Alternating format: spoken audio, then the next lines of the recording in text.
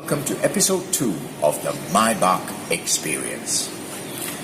And there she is, the Maybach S560. Now, you can be forgiven for thinking that, that looks like a Mercedes-Benz S-Class one, which is basically what it is. But this is the top-of-the-range S-Class, the S's of the S-Classes. Top of the range and the most expensive S-Class on the market. And the thing that differentiates it from a normal S-Class is, of course, the Maybach name at the back. Yeah. And now, since we're standing here at the back side of the Maybach, I want to show you something. I want to show you the boot. Now, for a car that's 18 feet long, the boot size in volume is not all that big. Well, as you can see, there's just enough room for one body, or maybe $1 million in small bills, depending on what business you are in. All right, I think here we have another compartment for stuff. I thought it was the spare tire, but it isn't. Okay, now let's close the boot and go to the front of the car. From the front, the Maybach S560 looks, like a normal Mercedes-Benz S-Class. You know, when I first met the Maybach, I got the impression that it was an S-Class with a toothy grin.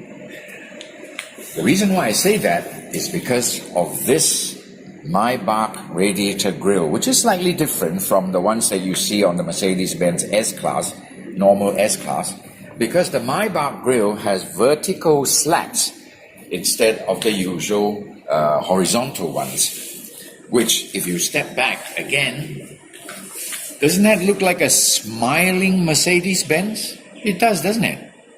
Okay, let's come to the side, because I want to show you something which really impressed me. These wheels. Now, I'm not a motorhead, so I don't know the technical specifications of these wheels and how good they are and so on and so forth. But what I remember the engineer telling me was that each of these wheels cost 30,000 ringgit, which is more than the cost of the car that I'm driving. All right, now we're going to go inside the Maybach S560. In the driver's seat of the Maybach S560. Now, for somebody who's not quite used to cars of this class or standard, the dashboard is actually quite intimidating. I did a quick count just now, and in the cockpit of the Maybach S560, there are at least 50 different buttons and knobs that you can push or turn or do whatever to control the myriad functions that are found in the dashboard of the car, in the cockpit of the car, or in the whole car itself, you know. Functions like climate control, sound system, chair positions, locking of doors and windows. So many things here that it would take quite a few days to get to know this car intimately enough to be actually confident driving it, you know. But fortunately, there is an owner's manual, or a soft copy of the owner's manual, built into the computer of the car. So while you're stuck in a traffic jam or waiting for somebody, you can actually read the owner's manual, the operations manual, from the online computer that's inside the car. But anyway, while we're here, let's look at the 3-spoke driving steering wheel. Unlike some other cars I know, the Maybach has got the cruise control buttons set in the steering wheel, Also things like the phone answering buttons, the radio or media volume and so on. They're all within easy reach on the steering wheel. Yeah. And if you take a look at the dashboard display, what's good about this that I like is that you have a choice of different displays. Now I've got it on Classic, which shows the speedometer and the tachometer, the engine temperature, and also the fuel gauge. I can change that to Sport mode, and it becomes like this, right? Or if I like, I can go to what is known as Progressive, which shows you this. Gives you the date, the time, and a tachometer with the speedometer, the speed indicator in the middle, and the engine drive here, reverse, neutral, park, and drive. Yeah, but my personal favorite is the Classic mode, which is this. Yes. All right. Here is the very famous IWC clock. For some reason, people tell me this IWC clock is very, very famous and very, very expensive. And all the most expensive cars in the world have an IWC clock fitted in the dashboard. What does IWC stand for? I really don't know. Somebody suggested maybe it was Ipoh White Coffee. All right, let's take a look at the middle console. In this middle console are the controls to change the information on the monitor. This one gives you the navigate, where you're going and whether you want to set your GPS to find an address you want to go to. Then you can tune in to your favorite radio station, and this one tells you this is what? Bluetooth. I'm not sure. And here's a telephone button. It's now searching to pair the car system to a telephone that you want. This button gives you control over the car, the seat control, climate control, comfort control, and so on and so forth. There are loads of stuff you can do in the car, which we don't have time to go into right now. Now, here, in the console box, which can be opened from either side, you will be quite impressed.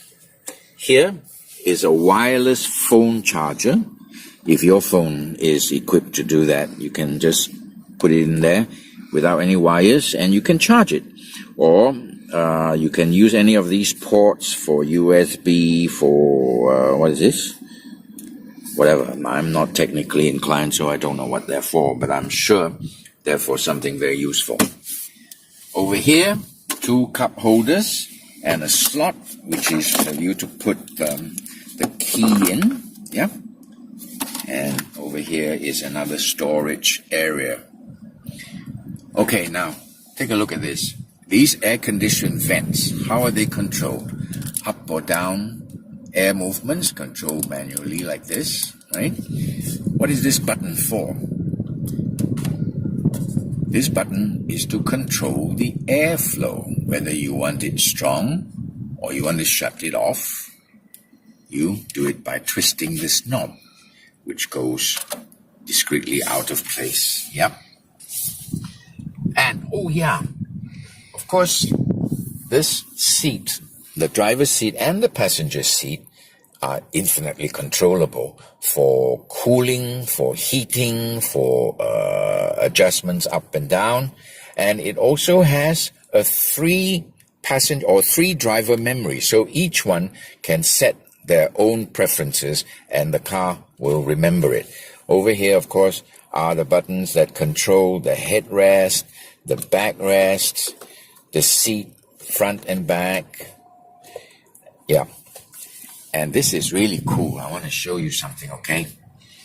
For this, I have to switch off the engine. Now, if you see, the car, the driver's seat now is adjusted to my preference, yeah, for my short legs, and this is the perfect driving position. Okay, now I want to show you something. Oh, before I do that, there's a function in this car that I find really, really cool. If you okay, where is it? I can't find it now. Here it is. If you look at the monitor in front of me, I press this button, see, and there's a camera, a night vision camera. Can you see it? This screen? That's the night vision camera. So if I'm driving along some dark kampong road, this night vision camera assists me to spot animals crossing the road, or pedestrians who are walking in the dark and may not be lit by the car's headlamps and so on. This night vision camera magnifies everything that's in front of the car, making it a much safer drive. Yeah? Cool, isn't it? All right, next I want to show you something. Okay? This car, when I stop the engine and open the door, watch what happens to my seat and the steering wheel. The steering wheel goes up, the seat goes back. Why? So it makes it easier for the driver to leave the car, to get out of the car. Cool, isn't it? Okay, next. Yes. I want to show you something else that I like about this Maybach S560, which is the sunroof. Look at that. This is actually one of the favorite things about this car. Did you just notice what happened? The sunroof is glass, of course, but this glass is special. At the press of a button, it becomes shaded. Well, this was technically explained to me how it happens. I can't explain to you now, but actually we don't have to know. If you're the owner of this car, just know that when you press this button, you cut off some of the bright sunshine. If you want the cabin to be brighter, you press it again, and there you go. Cool, right? Now, we are going to go to the back of the car, the back seat of the car, which is what the Maybach S560 is all about. So they tell me it's all about comfort and luxury. We're now going to show you what the luxury level of the rear passenger seats in a Maybach S560 is like. Oh, but before we do that, or get inside, I want you to notice how wide the rear doors open. They open so widely that even wives of former prime ministers will find it easy to get in.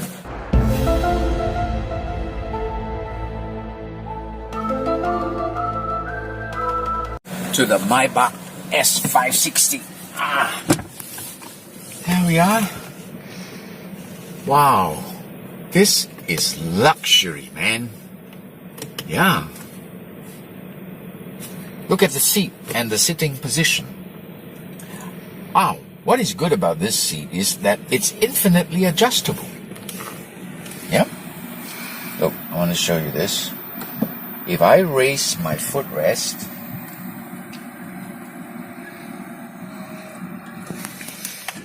and lower the seat to the max, like this, I could easily fall asleep on a long journey. It's a very, very comfortable seat.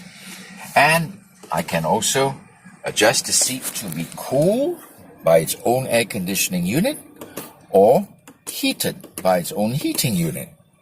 Of course, we will have little use for the heating function of the seat in this country. All right. Yeah. What else? Oh, look at this. Another wireless phone charging pad. Here is the console box, which has got a storage compartment and places to store mugs and glasses. Look at this button. If I press it and the blue light comes on, this whole area and the glasses that I put in there will be cooled. And if I want to have my coffee kept warm, I press it to red and it actually heats up. Luxury, right? Okay.